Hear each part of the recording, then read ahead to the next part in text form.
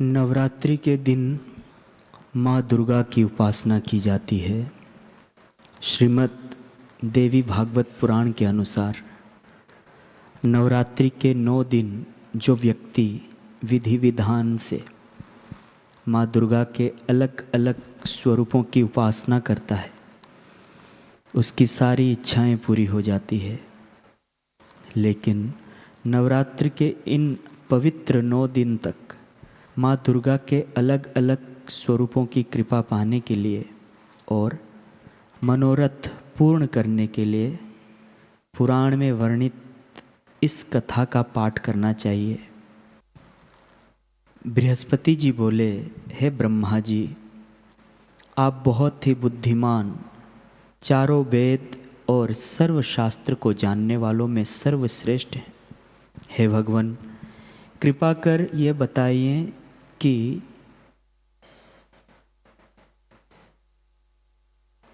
आषाढ़ मास के शुक्ल पक्ष में नवरात्र का व्रत क्यों किया जाता है? हे प्रभु, इस व्रत को करने से क्या फल प्राप्त होता है? इस व्रत को करने की क्या विधि है? और सबसे पहले इस व्रत को किसने किया? कृपा करके मुझसे सब कुछ विस्तार से कहिए।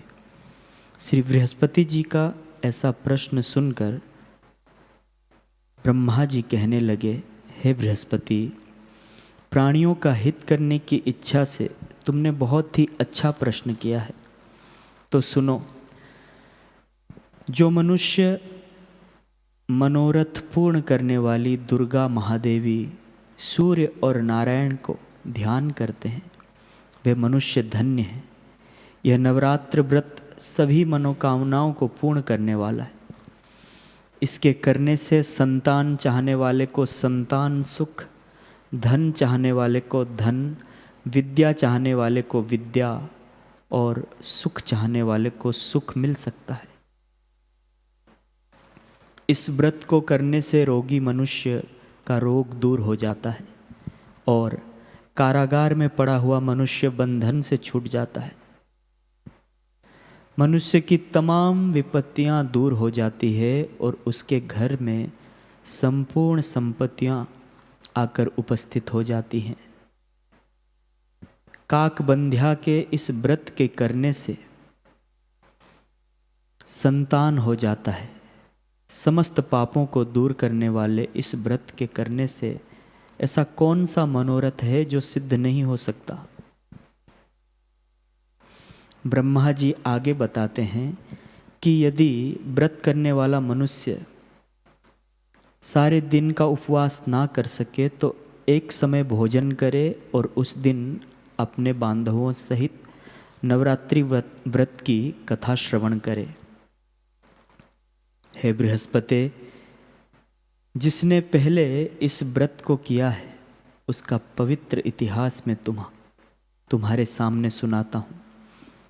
ब्रह्मा जी बोले, तुम सावधान होकर सुनो। इस प्रकार ब्रह्मा जी के वचन सुनकर बृहस्पति जी बोले, हे प्रभु, मनुष्यों को कल्याण करने वाले इस व्रत के इतिहास को मेरे लिए कहा। मैं सावधान होकर सुन रहा हूँ। आपकी शरण आए हुए मुझ पर कृपा करो। ब्रह्मा जी बोले, पिठत नाम के नगर में एक अनाथ नाम का ब्राह्मण रहता था। वह भगवती दुर्गा का भक्त था। उसके संपूर्ण सद्गुणों से युक्त, मानो ब्रह्मा के सबसे पहली रचना हो ऐसी यथार्थ नाम वाली सुमति नाम की एक अत्यंत सुंदर कन्या पैदा हुई। वह कन्या सुमति अपने घर के बालकपन में अपनी सहेलियों के साथ क्रीड़ा करते हुए इस प्रकार बढ़ने लगी जैसे शुक्ल पक्ष में चंद्रमा की कला बढ़ती है। उसका पिता प्रतिदिन दुर्गा की पूजा और होम किया करता था। उस समय वह भी नियम से वहाँ उपस्थित होती थी। एक दिन वह सुमति अपनी सखियों के साथ खेलने लग गई और भगवती के पूजन में उपस्थित नहीं हुई। उसके पिता को पुत्री की ऐसी असावधानी देखकर क्रोध आया और पुत्री से कहने लगा कि हे दुष्ट पुत्री, आज प्रभात से तुमने भगवती का पूजन नहीं किया, इस कारण मैं किसी कुष्ठी और जय माता दी दरिद्र मनुष्य के साथ तेरा विवाह करूँगा। इस प्रकार कुपित पिता के वचन सुनकर सुमति को बड़ा दुख हुआ और पिता से कहने लगी कि हे पिताजी, मैं आपकी कन्या हूँ, मैं आपके सब तरह से अधीन हूँ, जैसी आपकी इच्छा हो मेरा विवाह कर सकते हो। होगा वही जो मेरे भाग्य में लिखा है, मेरा तो इस पर पूर्ण विश्वास है। व्यक्ति ना जाने कितने मनोरथ को लेकर चिंतन करता है, पर होता वही है जो भाग्य में विधान ने लिखा है। जो जैसा करता है उसको फल भी उस कर्म के अनुसार ही मिलता है, क्योंकि कर्म करना मनुष्य के अधीन है पर फल देने का अधीन नहीं। जैसे अग्नि में पड़े हुए तृण अधिक प्रदीप्त करते देते हैं, उसी तरह अपनी कन्या के ऐसे निर्भयता से कहे हुए वचन सुनकर उस ब्राह्मण को बहुत ही ज़्यादा क्रोध आया। तब उसने अपनी कन्या का एक कुष्ठ के साथ विवाह कर दिया और अत्यंत क्रोध होकर पुत्री से कहने लगा कि जाओ, जल्दी जाओ, अपने कर्म का फल भोगो। देखते हैं केवल भाग्य के भरोसे रहकर तू क्या करती है। इस प्रकार के कहे हुए पिता के कटु वचनों को सुनकर सुमति बहुत दुखी हुई और अपने मन में विचार करने लगी कि अहो, मेरा बड़ा दुर्भाग्य है जिससे मुझे ऐसा पिता मिला। इस तरह अपने दुख का विचार करती हुई वह अपने पति के साथ वन चली गई और भयानक वन में कुशा युक्त उस स्थान पर उन्होंने वह रात बड़े कष्ट से व्यतीत की। उस गरीब बालिका की ऐसी दशा देखकर भगवती पूर्व पुण्य के प्रभाव से प्रकट होकर सुमति से कहने लगी कि हे ब्राह्मणी, मैं तुम पर प्रसन्न हूँ, तुम जो चाहो वरदान मांग सकती हो।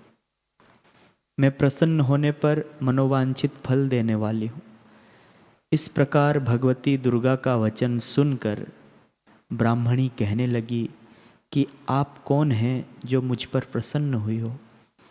यह सब मेरे लिए कहा और अपनी कृपा दृष्टि से मुझ दासी को कृतार्थ करो।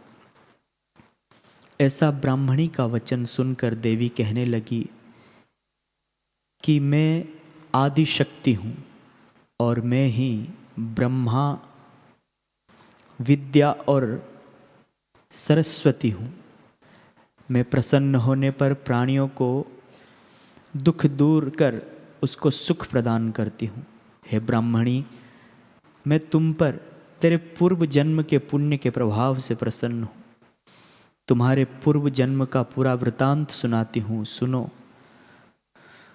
तू पूर्व जन्म में निषाद भील की स्त्री थी और अति पतिव्रता थी। एक दिन तेरे पति निषाद ने चोरी करने के कारण तुम दोनों को सिपाहियों ने पकड़ लिया और ले जाकर जेल खाने में कैद कर दिया। उन लोगों ने तेरे को और तेरे पति को भोजन भी नहीं दिया। इस प्रकार नवरात्रि के दिनों में तुमने ना तो कुछ खाया और ना जल ही पिया, इसलिए 9 दिन तक नवरात्र का व्रत हो गया। हे ब्राह्मणी, उन दिनों में जो व्रत हुआ उस व्रत के प्रभाव से प्रसन्न होकर तुम्हें मनोवांछित वस्तु दे रही हूँ। तुम्हारी जो इच्छा हो सो मांगो। इस प्रकार दुर्गा देवी के कहे हुए वचन सुनकर ब्राह्मणी बोली कि अगर आप मुझ पर प्रसन्न हैं तो हे माते, आपको प्रणाम करती हूँ। कृपा करके मेरे पति को कोढ़ से मुक्त करें। देवी कहने लगी, उन दिनों में जो तुमने व्रत किया था, उस व्रत के एक दिन का पुण्य अपने पति का कोढ़ दूर होने के लिए अर्पण करो। मेरे प्रभाव से तेरा पति कोढ़ से रहित हो और सोने के समान शरीर वाला हो जाएगा।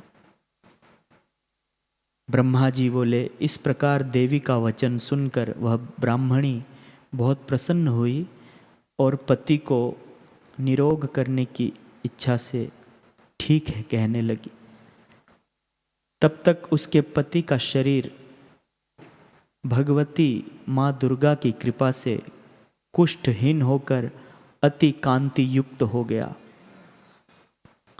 जिसकी कांति के समान चंद्रमा की कांति भी क्षीण हो जाती है, वह ब्राह्मणी पति की मनोहर देह को देखकर देवी को अति पराक्रमी वाली समझकर स्तुति करने लगी कि हे माते दुर्गे, आप दुर्गत को दूर करने वाली, तीनों जगत का संताप हरने वाली, समस्त दुखों को दूर करने वाली, रोगी मनुष्य को निरोग करने वाली, प्रसन्न होने पर मनोवांछित वस्तु को देने वाली और दुष्ट मनुष्य का नाश करने वाली हो। तुम ही सारे जगत की माता हो, पिता हो। हे अम्बे, मुझ अपराध रहित अबला की मेरे पिता ने कुष्ठ के साथ विवाह कर मुझे घर से निकाल दिया। उसकी निकाली हुई मैं पृथ्वी पर घूमने लगी। आपने ही मेरा इस आपत्ति रूपी समुद्र से उद्धार किया है। हे देवी, आपको मैं प्रणाम करती हूँ। मुझ दीन की रक्षा करें। ब्रह्मा जी बोले, हे बृहस्पति, इस प्रकार उस सुमति ने मन से देवी की बहुत स्तुति की। उससे की हुई स्तुति सुनकर देवी को बहुत संतोष हुआ और ब्राह्मणी से कहने लगी कि हे ब्राह्मणी, तुम्हारे उदायल नाम का एक अति बुद्धिमान, धनवान, कीर्तिवान और जितेंद्रिय पुत्र शीघ्र ही होगा। ऐसा कहकर वह देवी उस ब्राह्मणी से फिर कहने लगी कि हे ब्राह्मणी, और जो कुछ तेरी इच्छा हो वह मनोवांछित वस्तु तुम मांग सकती हो। ऐसा भगवती दुर्गा का वचन सुनकर सुमति बोली कि हे भगवती दुर्गे, अगर आप मेरे पर प्रसन्न हैं तो कृपा कर मुझे नवरात्रि विधि बताइए। हे दयावती, जिस विधि से नवरात्र व्रत करने से आप प्रसन्न होते हैं, उस विधि और उसके फल को मेरे लिए विस्तार से वर्णन करें। ब्राह्मणी के वचन सुनकर माँ दुर्गा ने मुस्कुराते हुए कहा, हे ब्राह्मणी, मैं तुम्हें वह नवरात्र व्रत विधि कहती हूँ जो समस्त पापों का नाश कर मोक्ष प्रदान करने वाली है। इस व्रत का महात्म्य इतना महान है कि इसे करने मात्र से जीवन के समस्त कष्ट, दुख दूर हो जाते हैं। माँ ने आगे बताया, अश्विन मास के शुक्ल पक्ष की प्रतिपदा से 9 दिनों तक पूरे विधि विधान से व्रत करना चाहिए। यदि कोई पूरे दिन का व्रत ना कर पाए तो एक समय भोजन कर सकता है। विधि पूर्वक किसी विद्वान ब्राह्मण से परामर्श लेकर घट स्थापना करें, वाटिका बनाएं और उसे प्रतिदिन जल दें। फिर महाकाली, महालक्ष्मी और महासरस्वती की प्रतिमाएं स्थापित कर नित्य पूजा अर्चना करें और पुष्पों से अर्घ्य अर्पित करें। उन्होंने अर्घ्य का महत्व समझाते हुए कहा, बिजोरा के फूल से रूप, जायफल से कीर्ति, दाक से कार्य सिद्धि, आंवले से सुख और केले से आभूषणों की प्राप्ति होती है। इसी प्रकार हवन में खांड, घी, गेहूँ, शहद, जौ, तिल, नारियल और अन्य सामग्री अर्पित करनी चाहिए। गेहूं से लक्ष्मी, खीर और चंपा से धन, आंवले से यश, केले से पुत्र और कमल से राज सम्मान मिलता है। माँ दुर्गा ने समझाया, व्रती को आचार्य को विनम्रता से प्रणाम कर दक्षिणा देनी चाहिए। इस व्रत को जो भी श्रद्धा से करता है उसके सभी मनोरथ पूरे होते हैं, इसमें तनिक भी संदेह नहीं करना। 9 दिनों में किया गया दान, जप, तप पुण्य करोड़ों गुना फल देता है। यह व्रत करने से अश्वमेध यज्ञ का फल प्राप्त होता है। इतना कहकर देवी अंतर्ध्यान हो गई। ब्रह्मा जी ने बृहस्पति से कहा, जो भी स्त्री या पुरुष इस व्रत को करता है उसे इस लोक में सुख और अंततः मोक्ष प्राप्त होता है। हे बृहस्पति, तुमने लोकहित के लिए इस व्रत के विषय में प्रश्न किया, इसलिए तुम धन्य हो। ब्रह्मा जी के वचनों को सुनकर बृहस्पति जी आनंद और कृतज्ञता से भर उठे और कहा कि हे प्रभु, आपने अमृत समान इस व्रत का महत्व सुनाकर मुझे अनुग्रहित किया। वास्तव में यही भगवती शक्ति संपूर्ण जगत का पालन करने वाली है, जिसके प्रभाव को जान पाना कठिन है।